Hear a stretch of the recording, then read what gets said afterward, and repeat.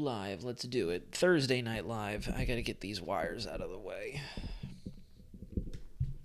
This can go over there. And this can go underneath and around. There we go. Alrighty, everybody. We are live. Where is my... Oh, whoops. We don't have the camera on. Well, excuse me. There we go. Now we've got the camera in. Sorry about that. A little bit of a latency in my camera effect. I know we all come in just to see that. And I'm just kidding. No, absolutely not. We've had different instances where the camera has frozen on us, and it's been... If you want to screenshot that. Welcome in, everybody. This is Thursday Night Weather Center Live. We're doing it at 6:30 this evening because this kind of coincides with when I would end up putting out one of my videos. Once again, I'll tell you the truth, just really didn't feel up to putting out a video today, especially with how much the channel's been kind of flopping in terms of viewers. So I figured a live stream right around that time ought to make up for it just a little bit. You know what I mean? We'll give it a couple minutes, and then we'll start doing a little bit of breaking down. There's some other things I want to pull up, but first and foremost, we're going to get started with our little bit of a severe weather event that's going on over the Deep South. I wanted to point out the reason we're looking at the Gulf of Mexico particularly is because if you look, a lot of the main action is actually happening over the Gulf of Mexico. We've recently had some really good thunderstorm flare-ups right around the eastern Texas, the Houston area, I should say. I didn't mean to say eastern Texas. Obviously, it's always been in eastern Texas. But had a really good flare-up of thunderstorm activity pushing towards Louisiana as we speak, and we can examine the radar here in a moment.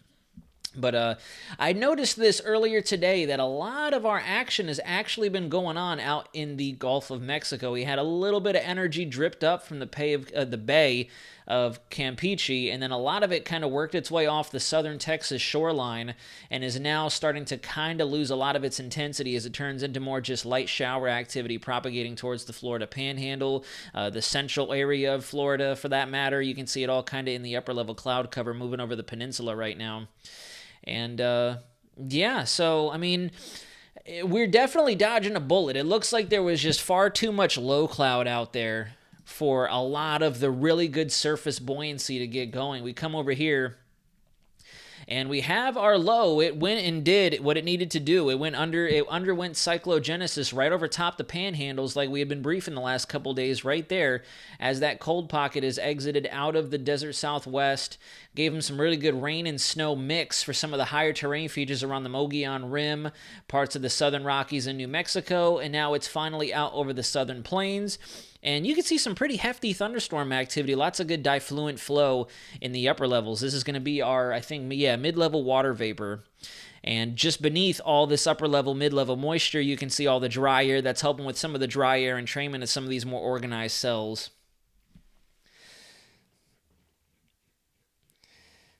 But all right, let's take a brief moment to just say hello to the few of the people we have in the chat tonight. Let's see.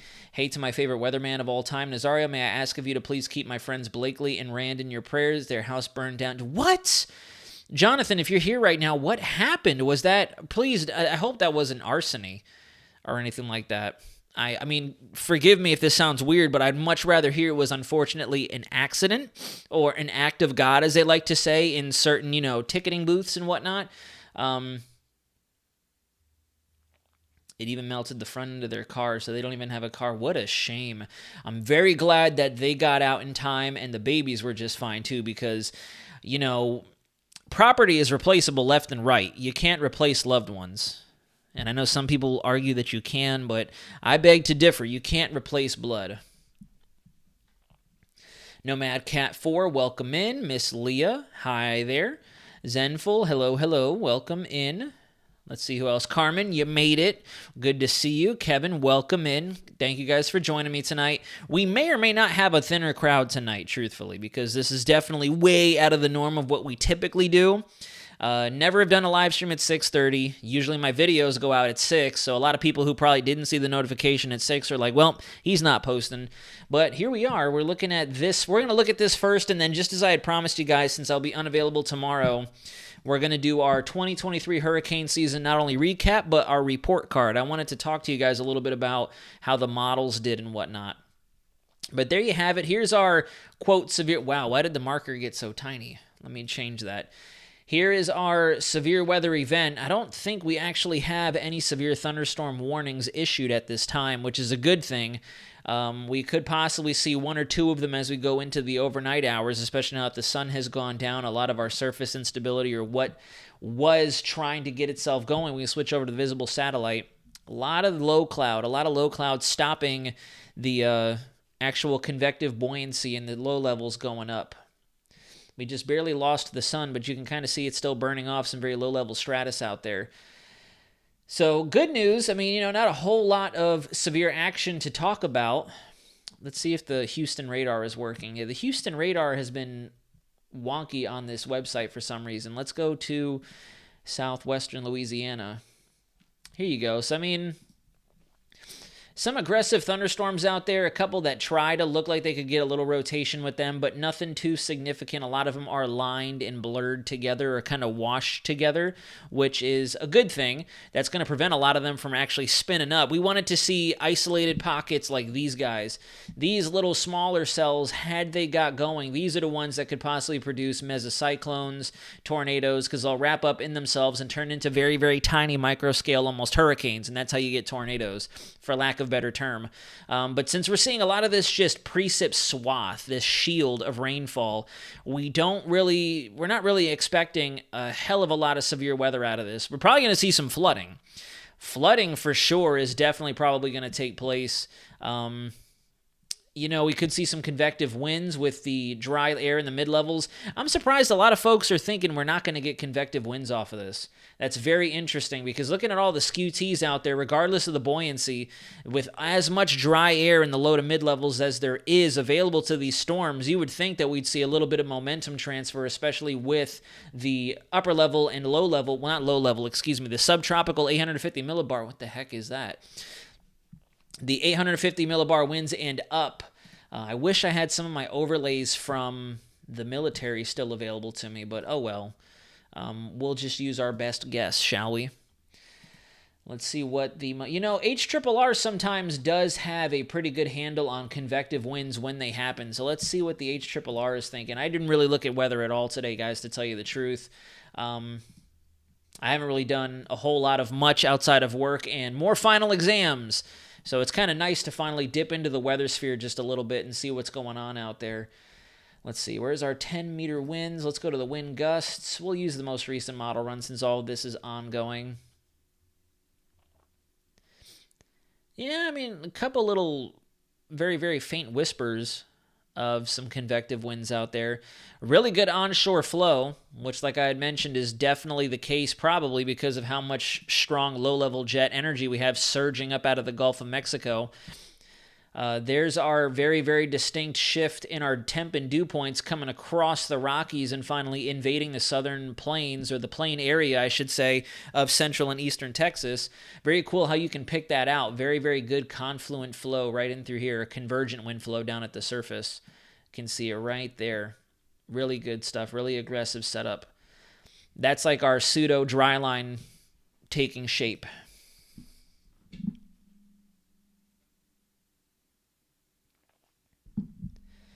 But yeah, so that's what we have going on. I don't know if we have... Let's go to National Weather Service real quick before we shift gears. I just want to see... there's your radar.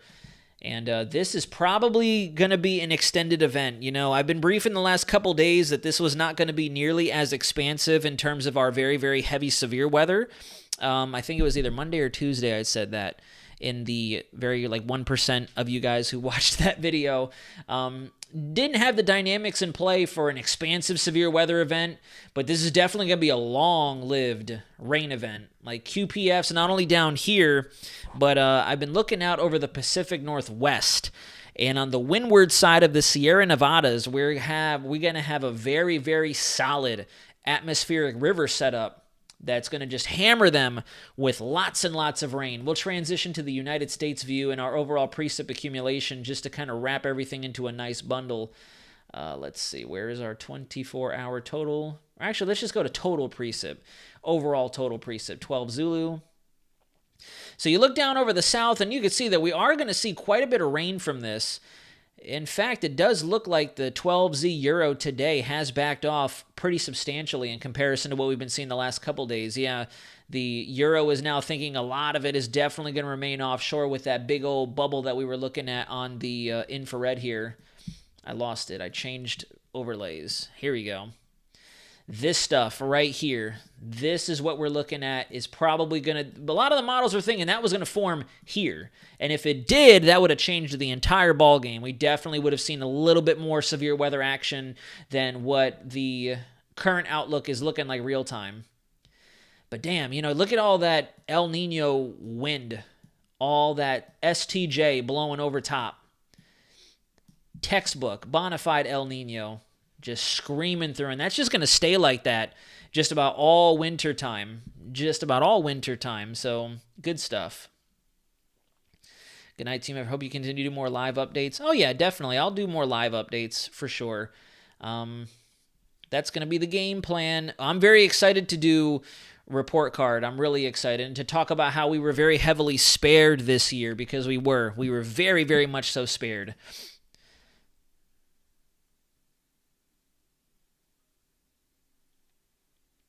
Oh boy, here we go.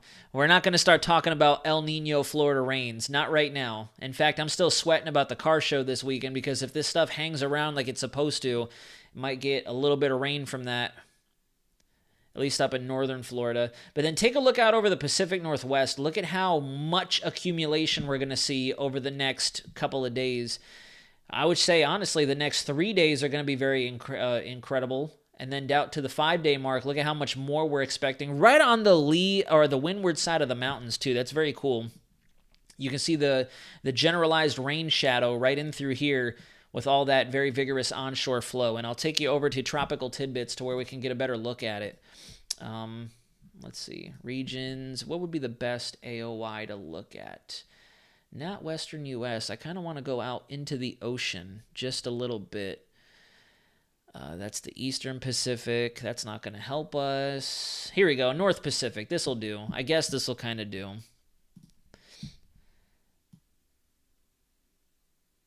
Yeah, look at that atmospheric river. That is incredible to see. Just rain after rain after rain. And that's, once again, despite common belief, that's El Nino.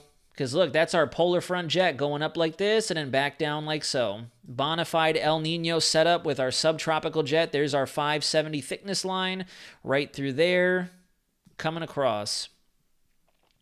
And I think the reason we're probably not seeing too much here in Florida is because of the interaction going on between our two jets.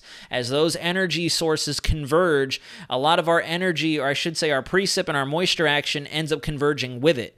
So as that polar front, the stronger of the two jets, starts to attract some of that energy with its troughing over the eastern half of the United States and the Great Lakes, that's likely what's drawing a lot of the energy into northern Florida, the Panhandle, and kind of keeping us in Central Florida dry.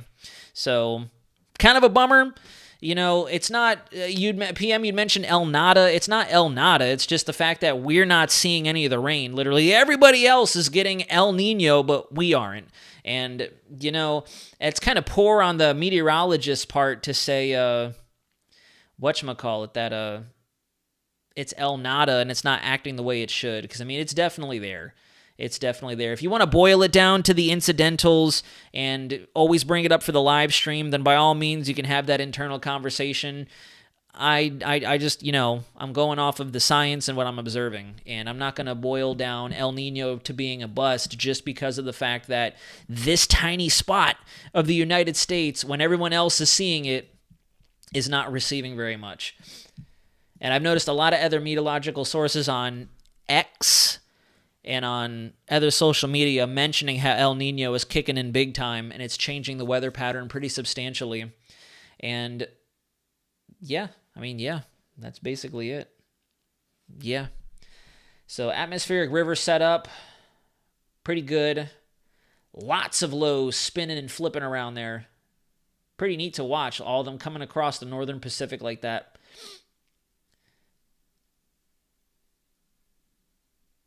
That's probably not going to hold up. See, you can tell I haven't looked at any of these models today. I have not looked at anything weather-related. But look at that. There's El Nino. I don't think that's going to hold up. But now that's El Nino. If that does manage to hold together, that's going to be a severe weather event. This is extreme la-la land of the GFS, though, so I don't know how much clout or how much confidence you want to put in that. But there you go. There's a textbook for everyone who wants to scrutinize the incidental details of how El Nino is supposed to go. There it is. That's as El Nino as you could possibly get, whatever you want to put on the table. But this is also 18Z, so I don't put too much faith in that. That's probably going to change. No, it kind of shows up on 12 Zulu too, a little bit. A little-ish of El Nino. Was that on 6Z? I haven't looked at anything today, guys, and I feel really bad about that. Yes, I mean, all the model runs are thinking we're going to get a huge rain event for the southeast as we get towards the middle parts of December. Okay, so since we kind of mentioned a little bit about the tropics, I'm going to do something just to mess with you guys. I don't know if it's still there. Like I said, I haven't looked at weather all day today, but I'm going to do something just to mess with you guys, just for the sake of literally as last-minute hype as possible since today's the last day of the season. Check this out. What is this? What is going on out there? Why are our probabilities going up? What is going on out there in the MDR? I'm surprised the National Hurricane Center doesn't have anything highlighted. Maybe they do. I haven't looked at National Hurricane Center either.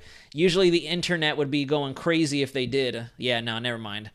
Actually, I lied. I looked at that this morning. But look at that. There's a little bit of probabilities all the way up to the 30 percentile out there in the main development region. Very low latitude, though. That's on a collision course with the Guyanas of South America. That's how low of a rider that is, right in through there.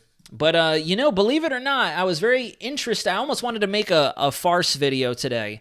I almost wanted to throw my own channel under the bus and make a new tropical depression to end the hurricane season. But I held off. I'm not going to make a parody video like that because I don't think anybody would realize that I'm just being nonsensical about it. Does it pop up on the tropical storm probabilities? No, not at all. Let's see, do we have any ensembles highlighting it at all? Let's see, do we have anything? Nope, no ensembles. Nothing on the Euro. What about the GFS? Do we have any GFS ensembles highlighting it? Nope. Nothing. Does 18Z have it just for fun? Oh, that's right. We're at 18Z. We're earlier today, so we can't look at 18Z yet. Yeah, nope, nothing on the ensembles. Oh, well.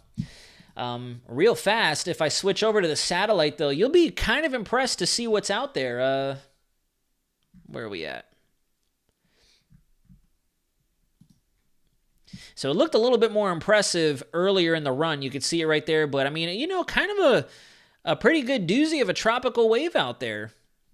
Then you can see all the wind shear, though, settling in, and that's what's going to just rip it apart. That's why we never really see development at this time of the year. Let's go out to the Eastern Atlantic. Where is it? Eastern Atlantic. Dang, look at that. It's so low, you can't even see it. So low, you can't even see it. So let's go back to that Atlantic AOY, Atlantic wide. But yeah, there was one last little pretty aggressive tropical wave right there. But look at all this very good wind shear right there that's just going to destroy it. And it's already being annihilated. So, I mean, technically,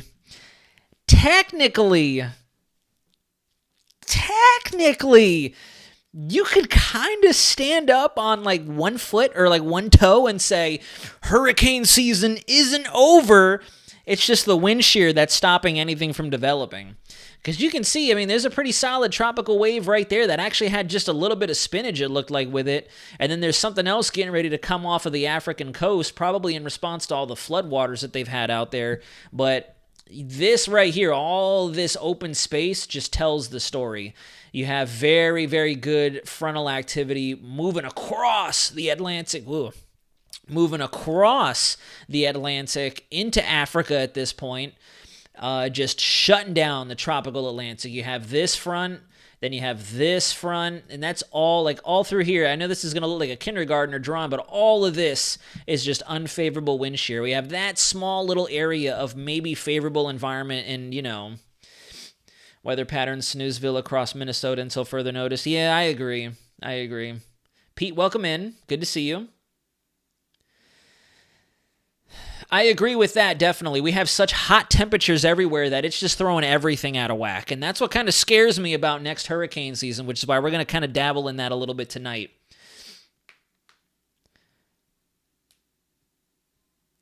No, yeah, it does. It ends officially tomorrow. Like, today is the last calendar day of hurricane season. That's why I'm messing around right now saying, technically, it's not over yet, because we still have tropical waves out there, and our ensembles are trying to highlight it. But, way too much wind shear. I just thought it'd be funny to kind of troll everybody with that, whoever's watching right now. And whoever tunes in later, you come over here and you look at the wind shear, and this tells the entire story. I'm actually excited to see what this looks like. Boom! Look at that, just like we were talking on the satellite. Way too much. I mean, you have just that small little corner of the tropics that have favorable wind shear, and then as soon as you get out any further to the west, blasted, just obliterated. That's why hurricane season is finite and done. All done. Completely and utterly concluded. Thank you. Have a good night. All right, so bam, this is it. Let's begin our recap of the 2023 hurricane season. For those of you who are tuning in, we're going to spend a little time digesting exactly how this equates to El Nino. And right out of the gate, notice the scarcity in our storms in the Gulf of Mexico and especially in the Caribbean Sea.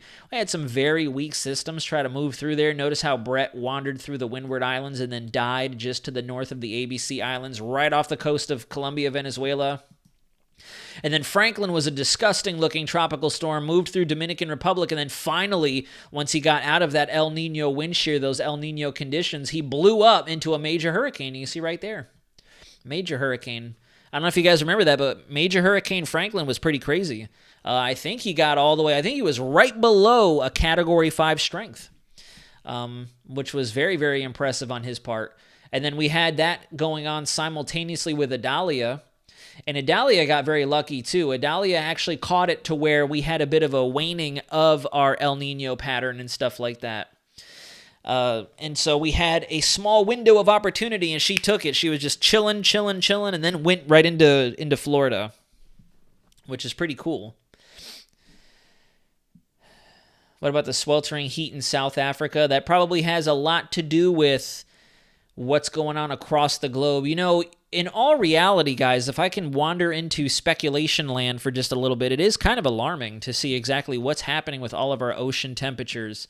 Because as PM has kind of alluded to, a lot of the times with our semi-permanent pressure systems across the globe, the entire globe, and I'm not talking just the Atlantic or the Pacific or the Northern Hemisphere, the Western, Eastern, etc., the entire globe, our ocean currents, both below the surface and right at the top of the surface of the ocean where we get those SST readings, they play an enormous role on the way our weather acts, not only on a local scale, but on a global scale with our semi-permanent pressure systems, our permanent pressure systems, with our oscillations, with our jets. Like, they play a really, really credible role in just about how the entire atmosphere across Earth operates.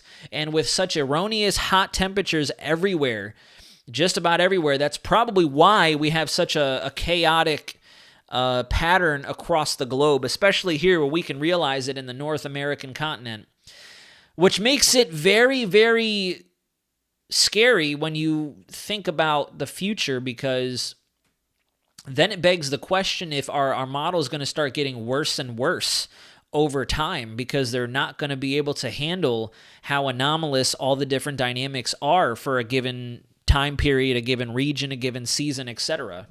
Are we going to start seeing seasons blur together? Are we going to start seeing seasons just skipped over altogether? Are we going to have rainy seasons switching gears?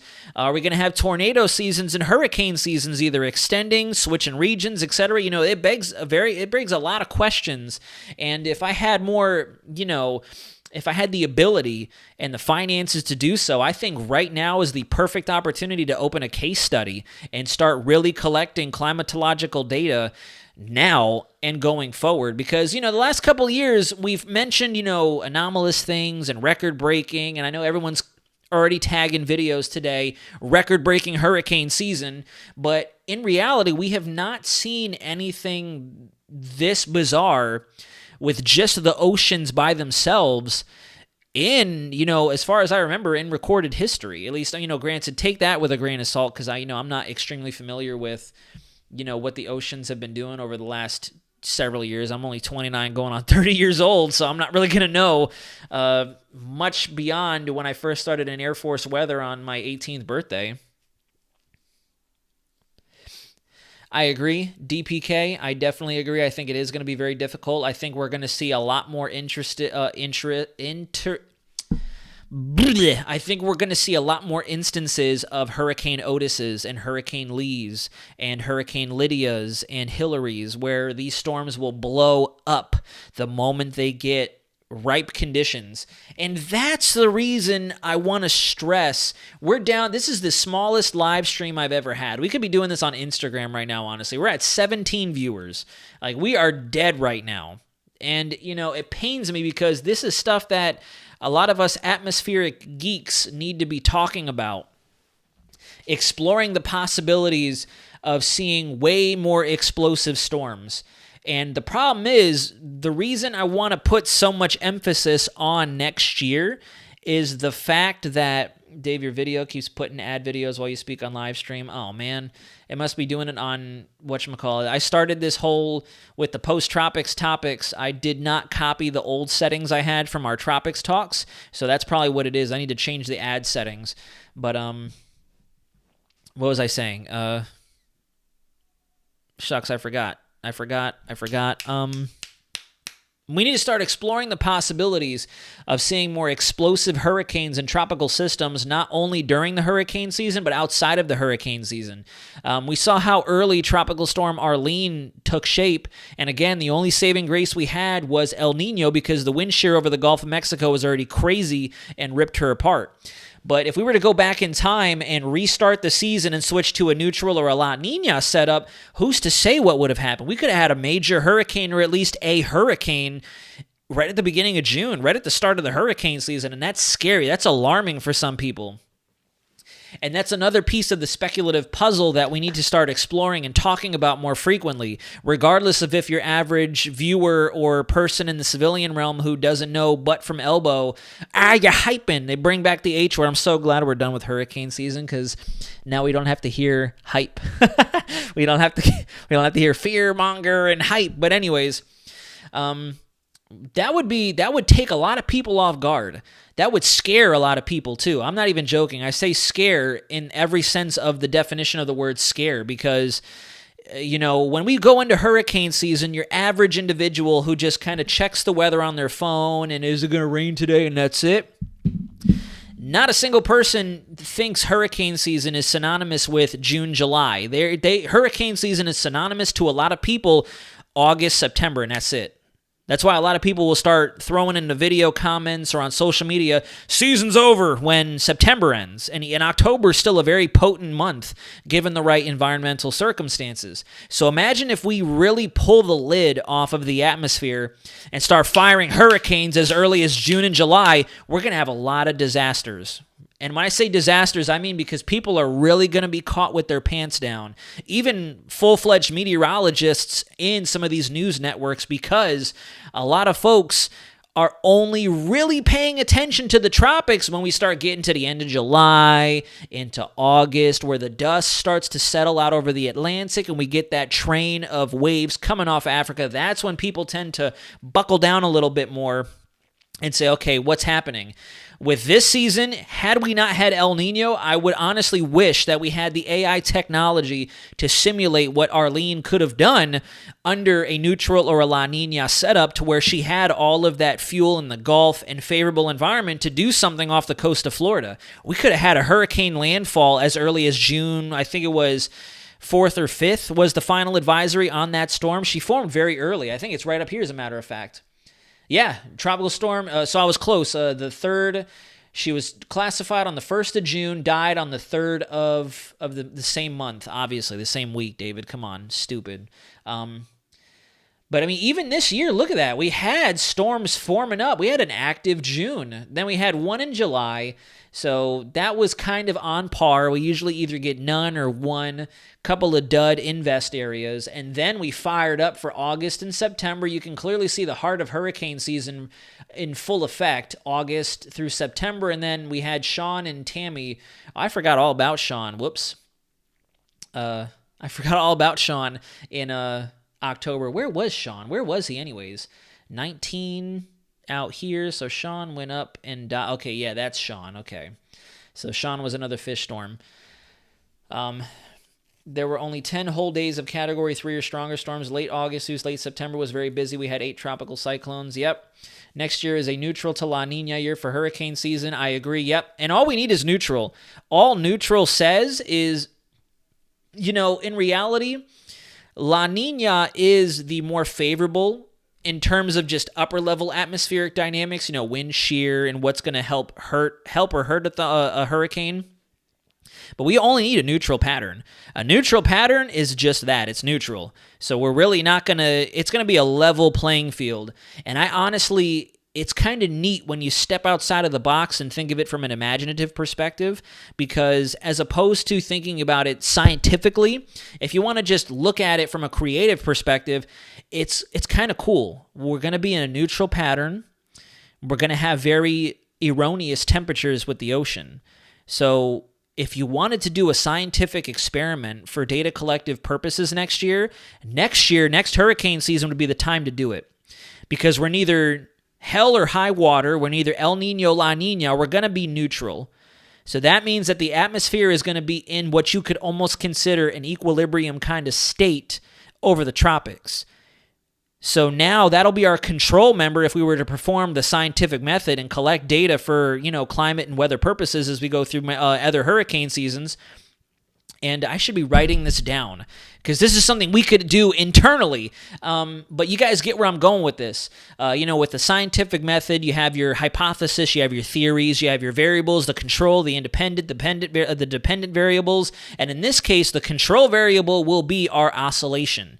We have the neutral setup. The independent variable, obviously, is going to be our tropical systems because we can't control them. They're going to pop up wherever they want to pop up. And then the dependent variable is going to be the sea surface temps and how hot they get. So this would be kind of something really cool for all of us to put our minds together. And I wish I could collaborate with other big names in weather on YouTube and other social media, because this would be a great opportunity to really start to dive into just how weird the hurricane season could get if these waters do not calm down, if we only continue to see this trend. Like, let's say hypothetically, guys, Lord willing, we're all still here and alive. 3 to 5 years from now, it could be hurricane season 2027, approaching 2030. And let's say now above the climatological norm, we're 4 to 5 degrees hotter. It could get bad. We could start seeing the tropical region extending into the mid-latitudes. Like, there's a lot of things you could really put on the table for scientific purposes and start to just unravel all of these possibilities, especially to folks out there who love to talk about global warming and climate change. The other day, I was driving outside, and I was headed down Point Siena Boulevard, and I saw all the deforestation going on for, I hope, expanding the roadways. And, that's when for some reason it clicked. Climate change, I would honestly, just looking at the things that we do to Mother Nature is a real thing. Global warming could very well be a real thing. And the reason I say very well in all this is because I've never been neither nor or for it, or for or against it. I've just been very observant. But really looking at the finite details and being as involved in up Mother Nature's figurative you-know-what these last couple of months, I could believe that we are harming the natural processes of the environments and the atmospheric conditions, because we're tearing apart the trees, we're tearing apart the wildlife, we're displacing animals. And animals and insect life play just as much of a vital role in the way our environment behaves as the plant life and the vegetation. And with all this deforestation going on and more cars and more inorganic compounds that we're putting into the ozone and the atmosphere, I will openly say that I am becoming a believer in climate change and global warming. Like, obviously Mother Nature is going to adjust just like the human body physiologically does during workouts and when you train to, create that adaptation. But at the same time, we're also not dealing with a living entity. This is just what our Earth conjured, being in this ideal distance from the sun in our orbit around the solar system. And I feel like because that's a fixed thing, we're not going to see it evolve or get better. We're only contributing it to it becoming worse. And that's where we really have to start thinking and carefully analyzing. Our tropics are here. Could we start seeing development as far north as up here? We saw Don. Don was a great example. Don, where's his number 5? Number 5, look at Don up here. Don went all the way up to a hurricane status, way up in the mid-latitudes, and kept going up into almost the upper latitudes close to the poles, the polar region. And he maintained tropical storm intensity all the way up past Newfoundland, New Brunswick, Nova Scotia. So these are small little things that we really should probably start taking into account, and how this is going to influence landfalls, storm intensity, steering currents. So yeah, anyways, guys, now that I've gone on this very, very long science-y / sci-fi-esque discussion, let's bring it in. So if you notice, I pulled this up because I thought this was very informative. If you look, hurricanes during El Nino since 1997, if you look, the general consensus has a lot of our storms behaving just as they did this year. Lots of fish storms with El Nino, so it's safe to say El Nino is influencing a lot of our steering currents out there. And we had the couple of naysayers from 97 up until now who decided to try to take their way through the Caribbean, had a couple of landfalls in the Gulf of Mexico, one in Florida. That's interesting. They don't have any of our 2004 storms on here because I thought in 2004 we were in an El Nino. But they have 97, 02, 06, 09, 15, 18. Maybe 2004 was, we got to look it up.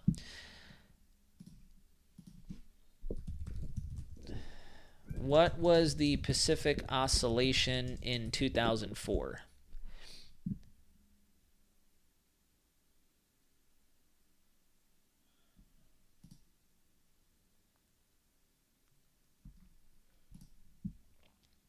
Forgive me for the long pause. I'm searching for this. Why they don't have 2004 on here. They have 02 and 06 because 2004 might actually become a much better example for us to use for this year.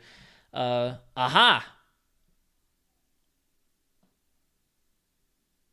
we go. All right, we did some digging. This is why I like pulling up all these random sources. So, the El Nino Southern Oscillation Cycle began the year in a neutral phase and ended the year in a weak to moderate warm event. So, we were in a neutral period when we had the hurricanes of 2004, and then as we progressed towards the very back end of the year is when it sounds like we started to get into a weak to moderate El Nino. So very interesting. We might have a very similar season coming up within the next couple of months. Let's see. Let's go to the annual report and see what we got here.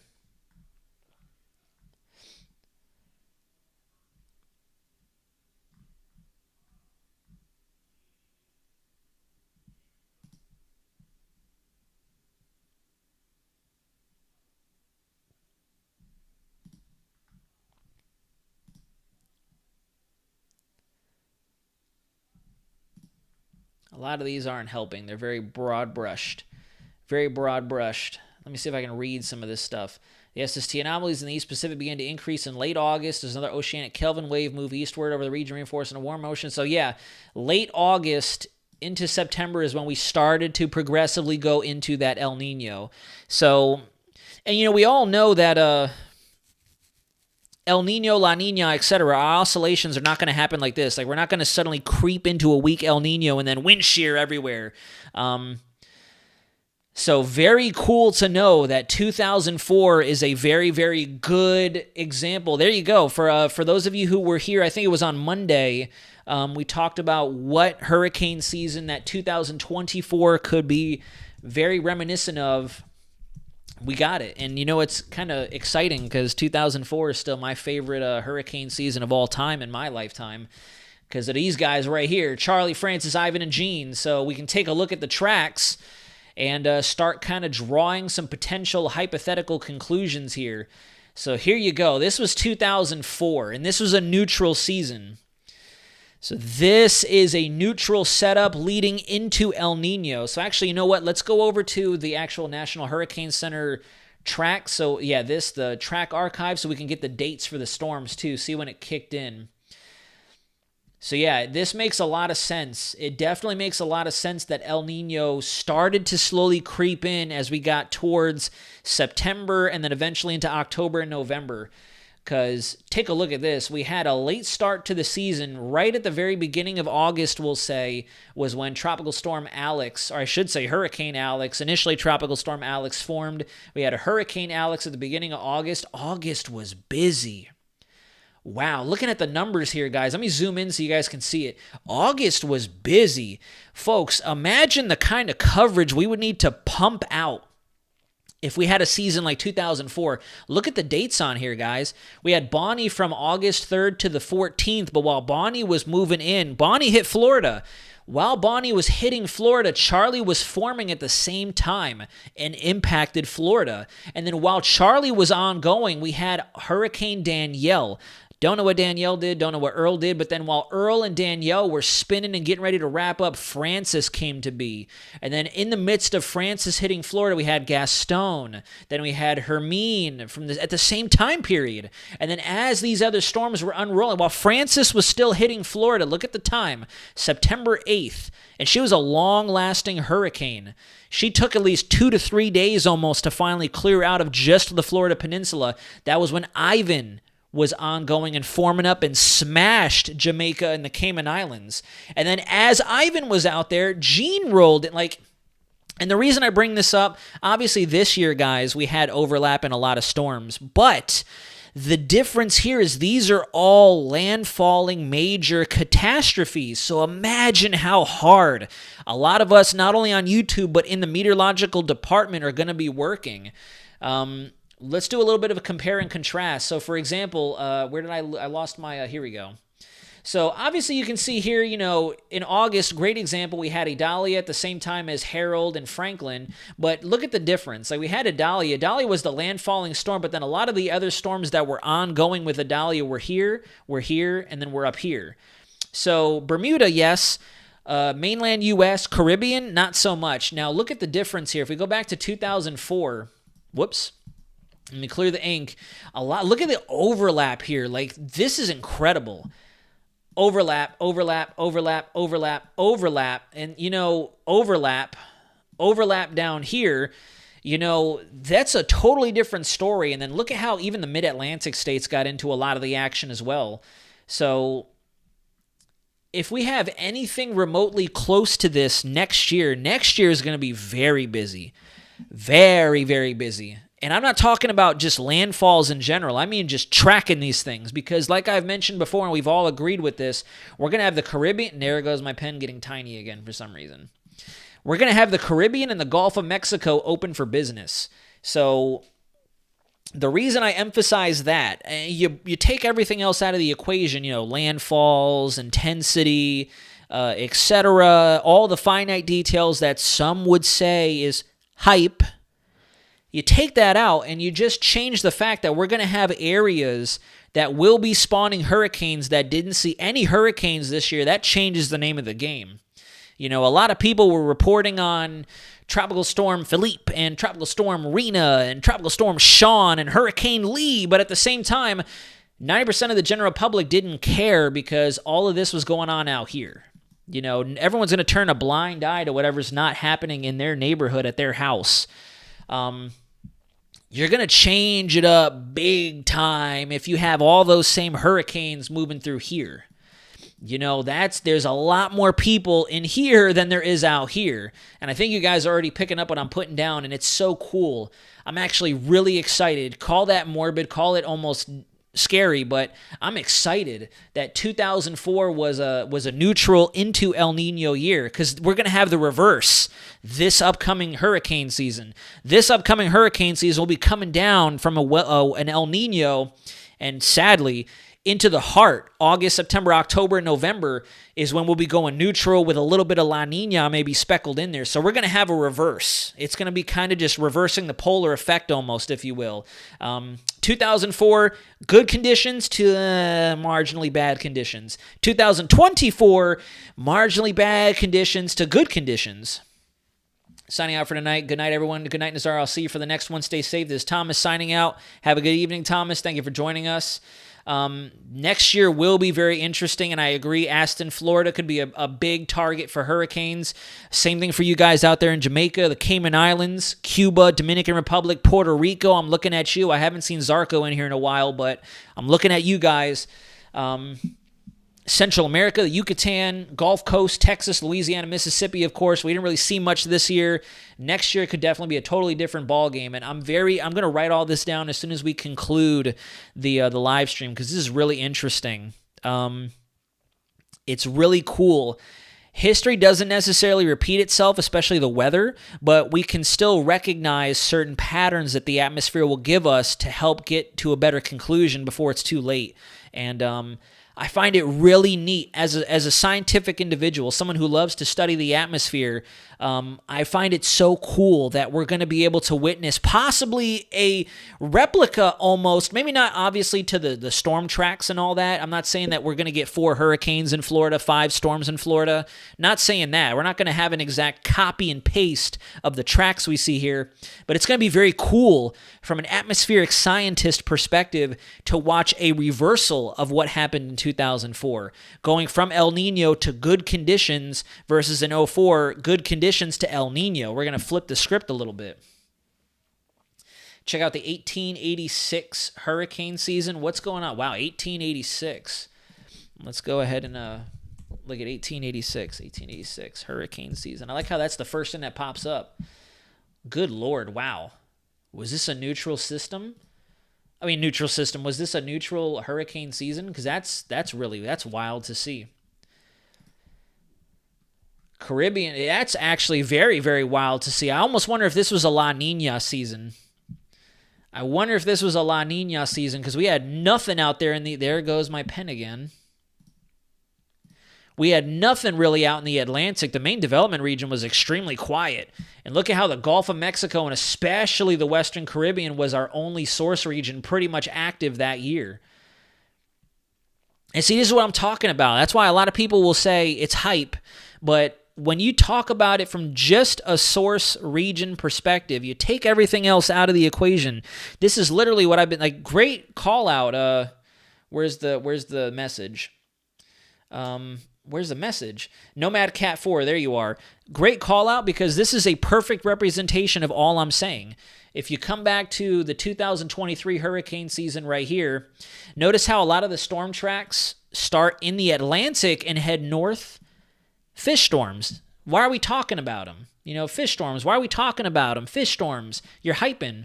But then you come over to 1886, phenomenal example, and look at how you copy and paste the same storm tracks, you take them out of the Atlantic, you put them in the Caribbean, and look at how much more people are suddenly affected. Excellent example. And that's no other science involved in that. No El Nino, no steering, shear, dust. No, literally, take the storms from the Atlantic and put them in the Caribbean, and it's great because you don't see anything in the Atlantic. You just shift them west, and that's how it changes everything. So, excellent call out, Nomad Cat 4. That's awesome. This is a great example of how it could change the name of the game if we simply change the area these storms are forming. It could be tropical storms, could be depressions, it could be low-end hurricanes. I'm not asking for an Otis or anything like that.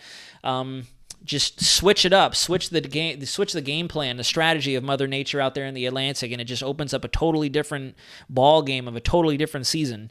This would be miserable. We, in all, had 3 major, well, I wouldn't even say major. We had 1 major landfall in the Florida Panhandle And we had 2 tropical storm landfalls, Texas and the Carolinas, North Carolina into Virginia with Ophelia this year. Look at the difference here. We had 1, 2, 3, 4, 5, 6, 7 landfalling storms that year. And you look at the numbers, and that's a big ratio. That's a big difference in the ratio. So excellent call out. Very good stuff.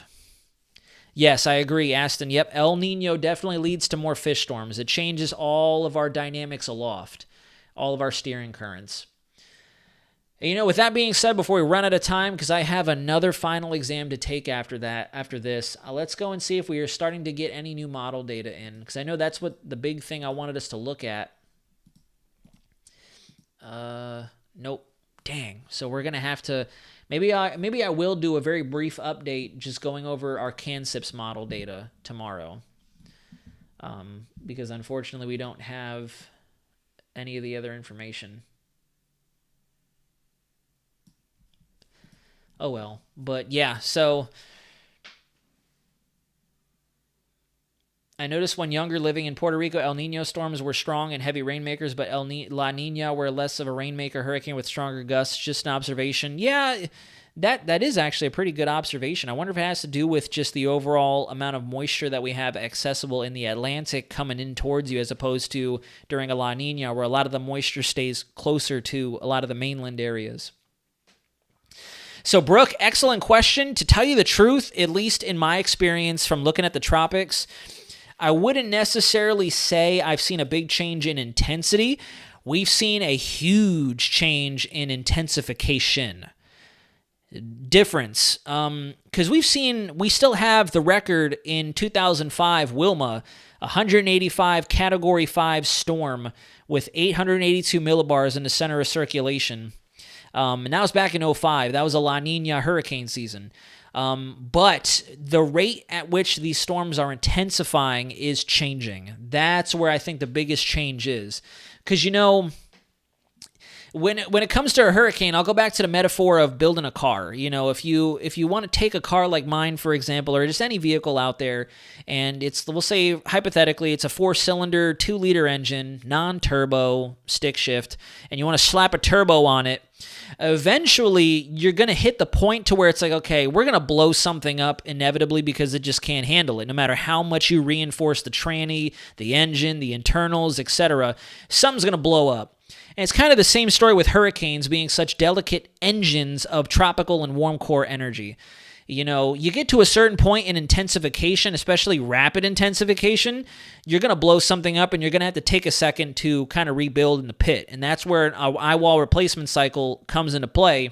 And that eye wall will cave in on itself and replace itself because it's like, whoa, hey, we're overheating right now. We got to calm it down a little bit, and then we'll get back to strengthening again. And Brooke, to answer your question, intensity has always been kind of the same depending on atmospheric conditions and how favorable it is for a storm to strengthen. It's been how fast they've been able to do it. Again, we'll go to the car metaphor. A lot of people like to baby it when you tune it for more power, put the turbo in, and you start to slowly crank up the boost, crank up the horsepower and the torque to avoid hurting anything. A lot of these storms have the capability now to where you can slap the turbo in and whoop! 1,000 horsepower. There you go. It might last for only one run, but you can go 1,000 horsepower, get a clean race out of it, and then you're done. That's what we saw with Otis. That's what we saw with Hillary. That's what we saw with Lee. Lee was a great example. I know he wasn't as strong as Otis and didn't intensify as fast, but Lee was a phenomenal example. Exploded in 12-hour span, but then notice after it exploded, it blew a head gasket, and it really just couldn't get itself back together again, maintain Category 3 intensity, and then especially once it started to interact with the wind shear and the dry air, it just kind of died out. Excellent example this year with Hurricane Lee. So I hope that answers your question. With the rate of intensification we've been seeing, that's been the difference. The storms are taking advantage of these hot waters and the time that they do sit underneath really good upper level conditions to feed off of that water and allow that latent heat exchange to just go off the charts. That's where the big difference is. We haven't seen anything groundbreaking. I would honestly, truly, as much as I love extreme weather, I'd be terrified if we started seeing 200-mile-an-hour hurricanes on a regular basis. That's I don't even know how to classify that. At that point, life-threatening just doesn't even quite cut it. That's a clear kind of storm in the future if we ever saw that, where you absolutely don't even want to chase it. At that point, we just need everybody to stay out of that. Because when you think about it, it isn't just the winds.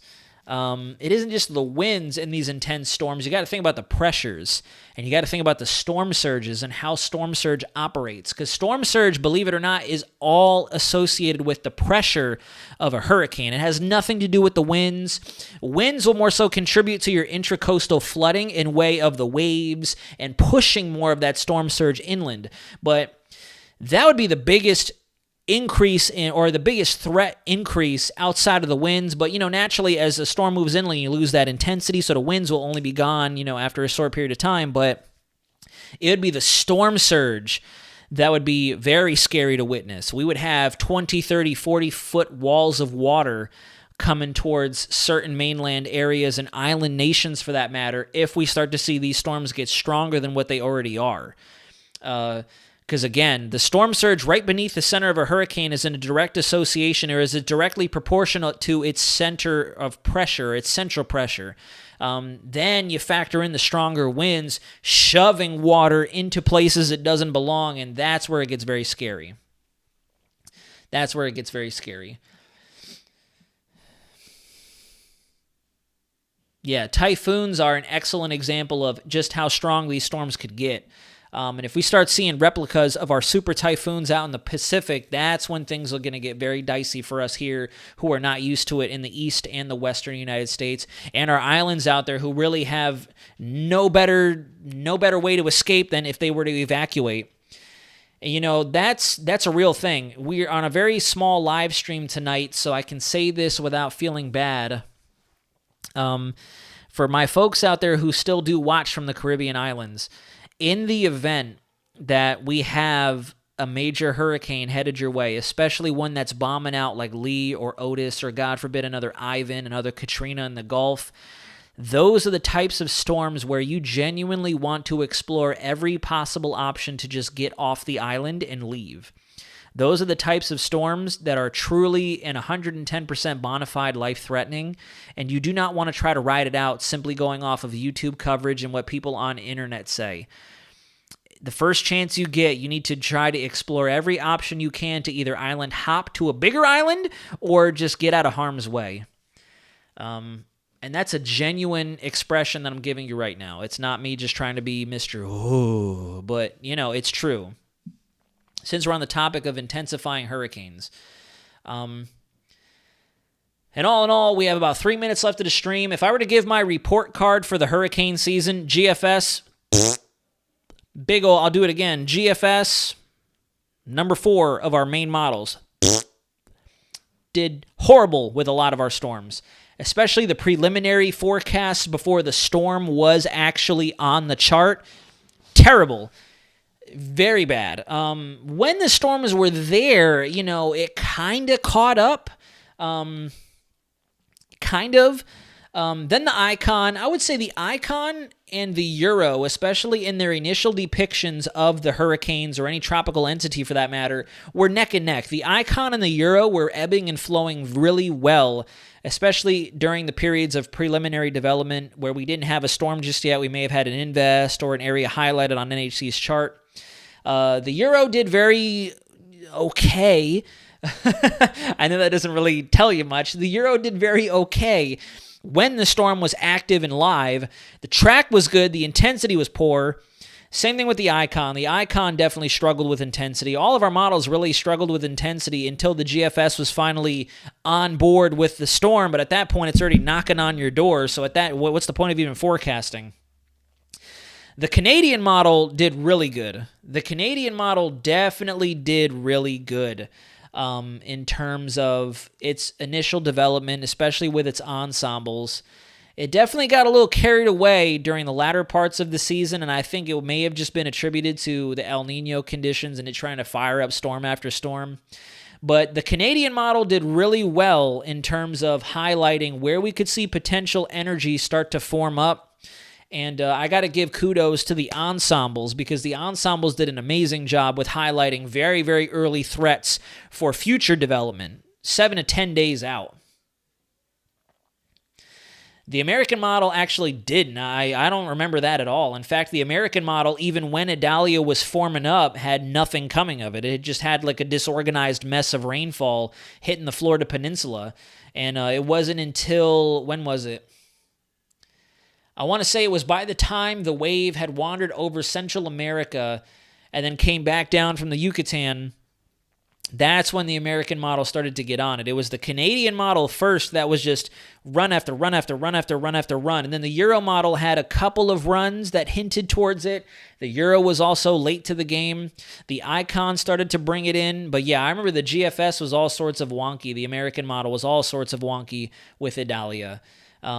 There were even folks who were starting to think that it wasn't going to be anything at all, because the GFS was just bringing in this elongated, stretched out accordion-looking low to Florida. The Canadian model was really good. Only thing that went wrong with all of the models in terms of their depiction with Idalia specifically was the placement of where the low was going to form up. And I think that's what kind of did us in terms of its intensity, or her intensity, I should say. A lot of the models had it parked over the Yucatan and then shooting into the Gulf real quick, and none of them accommodated for the fact that it was going to wander down and park itself over the Western Caribbean, spin, and then start to make its move. So that's what changed the game. A lot of the models didn't catch that.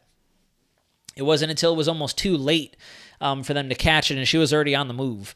So, but that would be, if I had to give my ranking, I would say, the Euro did okay. I'd say the Euro was still kind of up there. The Canadian model was still up there. The Icon was right in the mix. Like, they could kind of do a cage fight. And then I got to put the GFS down below that, personally. That's just me. I only started looking at the Korean model, the UK model, and the, I think there was one other model I was looking at when I finally got my weathermodels.com subscription. I forget what it was. But yeah, I think, if anything, if I had to really, really boil it down, my top pick, my MVP for this hurricane season was probably the Canadian model, more so the ensembles. Canadian ensembles, Euro ensembles, and then GFS ensembles. Those are my three right there. When it comes to operational model, I would go Canadian, MVP, honorable mention, the Icon. Second place would be the Euro, right there. I'm talking like skin of the teeth right there with the Canadian model, just based off of my observation. And in the GFS has got to it's got to take its place. GFS had its moments where it caught on, but in terms of the entire life cycle of a storm, let alone the intensity and the track, it definitely struggled. And especially towards the back end of this year, it had no idea what was going on with Philippe, with Rena, with Sean. Tammy was a miserable example. There were a lot of folks claiming hype for Tammy because the GFS kept doing this, up, up, up, up, up. Oh, wait a minute. No, yeah, now it's going to go through. That was bad. I do see your messages. 1780 Hurricane was less active, but active in the Caribbean with the Savannah Lamar Hurricane in Jamaica. Teach them history. GFS is so bullish in this year's hurricane season. Yeah, the GFS was very bullish this hurricane season. It's a trough in the Pacific that formed Idalia, not a tropical wave. No, I mean, it was tropical energy. It wasn't necessarily a trough, and a lot of folks will just immediately say Central American gyre, but where the gyre comes into it is the overall spin and steering that you get from the gyre. So it was a wave of energy that started at the surface and then started to brew up. A trough technically can't really induce a tropical system because that would mean that it starts at the upper levels and comes down. That's kind of the reason why we see more subtropical style entities that come from the tail end of a front, because it's induced by non-tropical characteristics and then take on tropical characteristics before it's classified.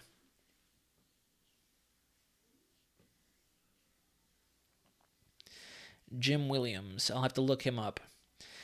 But all right, folks, I'm going to go ahead and cut the live stream. This will wrap it up for the week. I'm not really going to have time or the opportunity to, no, I didn't get to read it. I'm sorry. I was going off on my ratings tangent. Where is it? The fire began by the AC. The house is over 90 years old, so yeah, it all played a part in the fire. Woof. Well, if that's the case, 90 years, that's definitely a long life for, I was going to say a hurricane, for a home. Venture Horizon, I hope you're not joining in right now because we're getting ready to end the stream. Yeah, I agree. The GFS definitely took full advantage of where there was a tiny little bit of favorable environment. It was like Cat 5. And it's like, what are you doing, dude? Why? It doesn't even make sense when you have all those kind of negative impacts in the close proximity to where your low is going to form up. Any little bit of tilt, tug, or pull, or push, I should say, is going to cause it to topple and look all disarray and disorganized. So, but all right, folks, we're going to wrap up. I got to go eat something and then prepare for my next final exam. And we'll see. We'll see what happens. We'll keep watching, and we'll see exactly what happens tomorrow. I might put out a very short video. We'll see. I'll take a look at what the climate models look like if they start to populate tomorrow morning. And Venture Horizon, you definitely missed a really good live stream tonight, in my opinion. We definitely explored a lot of very good hypothetical possibilities and speculated a little bit, but I think it stands on very firm and solid ground in terms of the reason why we brought up the things that we did. And you'll be very interested to see the comparison between 2004's hurricane season and 2024's hurricane season and how that season may play a bigger role in serving as an example for what next year has in store for us than a lot of people may be thinking right now. But, alrighty, guys. I'll keep you posted. I haven't really had the chance to get everything. I know I keep talking green screen and all this other dorked up stuff. It's right here in the background. I promise you that.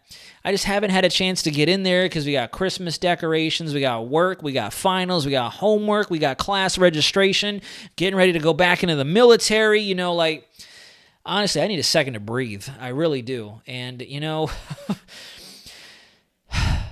that one doesn't count because I'm still anxious about doing a test here in a little bit. But very, very soon we'll be back to the old rigmarole of what Weather Center Nazario has to offer. And we'll talk more very soon. I'll try to keep you guys posted. Maybe we'll try to do a live stream late Saturday after the car show when I get home. That's how we'll make up for tomorrow. And then we can digest Climo model together. Winter break time for weather content until there is a large-scale event. Good watching this channel until then. Take care. Yeah, that kind of makes sense until there's something big to really talk about. Hopefully a lot of folks will return and we don't continue to lose subscribers. Because, it's kind of silly if I'm just going to put it out there. Don't take this personally, but it's kind of dorky on your part to unsub from a channel just to possibly tune back in when it matters later. You might as well just stay subbed, just my 2 cents. I mean, there's a lot of folks I'm subscribed to on Instagram and other social media. I don't pay attention until it's time to pay attention, but at least I have them there so I don't look silly later on like, oh, shoot, wait a minute. I got to go resubscribe. Like, that's just a waste of energy. Even if it is just a click, like, just leave it alone, But that's just me. I don't know what's going on out there with everybody, but, Awesome live stream, kick-ass on exam. This is Carmen signing out. Carmen, thank you very much, madam. I appreciate it. Could possibly do it on Sunday. It depends on what the family and I have in store. Sunday is usually our church/rest day, so we'll see if I have some time. I'll entertain the idea of doing something on Sunday for you guys if it matters that much. But thank you all very much for the positive wishes on my exam. I'm definitely stressed out because it's another chemistry exam. I don't know how many more we have. I just took one a week ago. We have one this week, and then we have the comprehensive final next week. And it's like, how many final exams do you want to put on us? Like, are you helping us, or are you just trying to get us to fail the course, But that's neither here nor there. We'll talk to you guys very soon. All right, thank you very much for the small audience we had come out tonight. Thank you very much for joining me on this Thursday evening. I know it was an abbreviated, well, I shouldn't say an abbreviated, but I know it was a weird one-off live stream. We did it at 6:30 as opposed to our 8 o'clock. I promise once everything calms down in the Weather Center department here, we will be back to our regularly scheduled programming. But thank you very much for taking some time out of your night to support the channel, to tune in, and I hope to see you next time, guys. This is Weather Center Nazario, signing out.